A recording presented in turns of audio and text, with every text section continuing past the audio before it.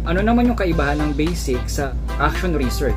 Ang pagkakaiba nila, ang basic research kasi is nag-aaral ito na sa isang district, division, or sa school nyo, particular sa education na descriptive by nature, kung ano ba yung phenomenon, condition, status ng isang bagay. Kung sa education yan, syempre, pagdating sa mga bata, sa mga estudyante, ano yung level nila pagdating sa reading comprehension, numerical skills. Pag naipakita sa basic research yon, descriptive in nature, na yung level nila is beginner, or mababa, or low, challenging, or may difficulties, yun naman yung pag-aaralan sa action research. Sa action research kasi, meron ka namang programa na gagawin or action plan.